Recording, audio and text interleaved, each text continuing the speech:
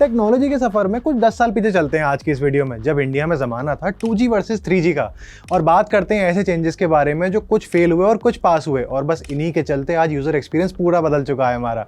हाय, मैं Prateek Chaudhary and this is uncut. India में 2G को कंफर्ट मानने वाले लोग 3G के शिफ्ट को लेकर कुछ ज़्यादा खुश नहीं हुए थे। जब एक टाइम पर आईफोन और नेटफ्लिक्स हाई क्लास और लाइफस्टाइल का एग्जांपल हुआ करता था, तब 3G की शुरुआत पर भी आम जनता ने इसके प्राइसेस देख के इसको इग्नोर करना ही सही समझा था। तीन तिगाड़ा काम बिगाड़ा really proves a point, because when phone companies like Micromax, lemon, spice और इंटेक्स ने 3G हैंडसेट से खुद का स्टॉक अप किया, तब 4G ने आके इन कंपनीज को बहुत प्यार से साइडलाइन करा दिया था। Of course because they didn't have any portfolio for 4G। जहाँ कुछ कंपनीज ने शिफ्ट के बाद उगता सूरज नहीं देखा, वहीं लावा ने एक छोटे से होल्ड के बाद बैक किया just because of its R&D and manufacturing. किसी भी फोन के लिए एक्सट्रीमली इंपॉर्टेंट फैक्टर होते हैं ये, जो हर बार देखे जाते हैं। खैर 4G की बात करें तो जो तेजी इसने दिखाई वो कोई नहीं दिखा पाया था। याद करो जियो और उसकी फ्री इंटरनेट सर्विसेज को, इंडिया की जनता रातों रात 4G पर शिफ्ट हुई थी, और आज की डेट में इंडिया में 4G ही सबसे ज़्यादा यूज़ होता है।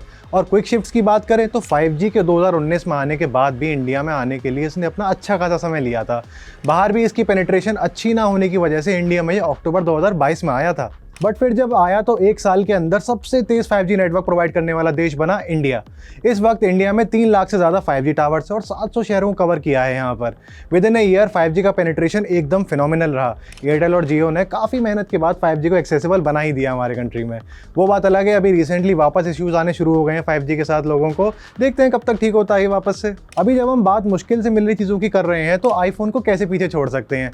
भाई कितना भी आईफोन को महंगा कह लो, बिग बिलियन डेज पर इंतजार इसी को लेने का रहता है सब लोगों को। ऑब्वियसली ब्रांड वैल्यू और लाइफस्टाइल का परफेक्ट सबसे बड़ा एग्जांपल है ये। बढ़ती हुई आईफोन की सेल्स प्रूव करती हैं एप्पल का इंडिया पर फोकस करना कितना ज्यादा सही जा रहा है। अगले आईफोन की मैन्युफैक्चरिंग डे 1 से ही इंडिया में होने वाली है, और साथ ही साथ ये भी सोचा जा रहा है कि चाइना से पहले कुछ आईफोन के मॉडल्स को इंडिया में ही बनाया जाएगा।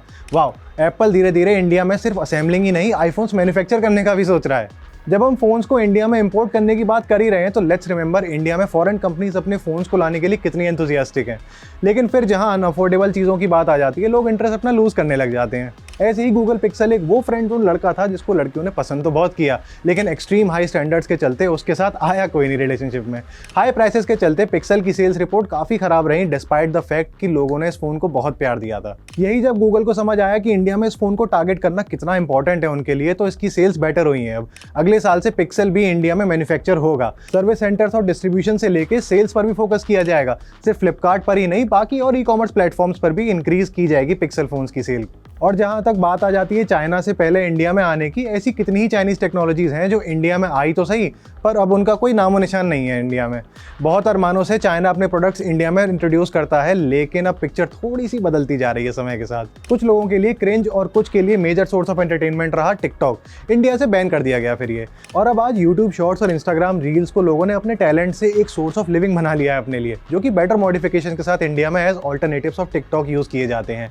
सिर्फ टिकटॉक ही नहीं, चाइनीज गेम PUBG भी बैन किया गया था, फिर बाद में BGMI नाम से वापस आया अपने सारे चाइनीज लिंक्स को छोड़ के ये। और तो और चाइनीज ऑटोमोबाइल कंपनीज के भी हाथ बांध रखे हैं इंडिया ने।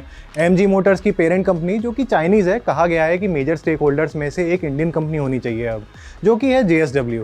और फिर BYD का भी हाल कुछ अच्छा नहीं है यहाँ पर, जिसे चाइनीज टेस्ला कहा जाता है। चाइनीज होने की वजह से उसको भी इंडिया में एक्सपेंड करने में काफ़ी दिक्कत आ रही है। लेकिन जो असली टेस्ला है उसकी ऑलरेडी इंडिया में बात चल रही है, जिससे पता चलता है कि अगले साल वो इंडिया में कुछ कार्स इंपोर्ट करेंगे, और इसके बाद कुछ अपनी फैक्ट्रीज और मैन्युफैक्चरिंग प्लांट्स भी लगाए जाएंगे, अगर सब कुछ सही रहा तो। अब इंडियन टेक्नोलॉजी इतनी आगे बढ़ी रही है, तो let's also discuss another thing which is made in India, Android TVs. आप यूज़ तो सभी करते होंगे, ये मोस्टली इंडिया में ही बनते हैं। हाँ, इंपोर्ट करने के रेस्ट्रिक्शंस के चलते सिर्फ कुछ ही टीवीज़ इंडिया के बाहर से आते हैं, लेकिन जो मेजर टीवीज़ इंडियन मार्केट में आपको देखने को मिलते हैं वो 3 कंपनीज बनाती हैं, डिक्सन, रेडियंट और भगवती इलेक्ट्रॉनिक्स। ये 3 कंपनीज ODM पार्टनर्स हैं इंडिया के बड़े टीवी मेकर्स के, और वो एंड्रॉयड टीवी को यहाँ मैन्युफैक्चर करते हैं। और तो और डिक्सन पहला ऐसा ODM पार्टनर था जिसके पास सबसे पहला गूगल का लाइसेंस आया था एंड्रॉयड टीवी बनाने के लिए। सेम केस है लैपटॉप्स के लिए। ODM पार्टनर्स के साथ पार्टनरशिप करके इंडिया में ही कंपनीज लैपटॉप भी बनवा सकती हैं। टेक्निकली इंडिया का लैंडस्केप पॉजिटिव साइड की तरफ पलटता जा रहा है। HP, डेल, एसूस जैसी कंपनीज इंडिया में ही अपने मैन्युफैक्चरिंग प्लांट्स डाल सकती हैं आने वाले समय में। कुछ चीज़ें जो शायद देखने में तो ब्लंडर लगती हैं, लेकिन इंडिया के लिए वो काफ़ी फायदेमंद साबित हुई हैं।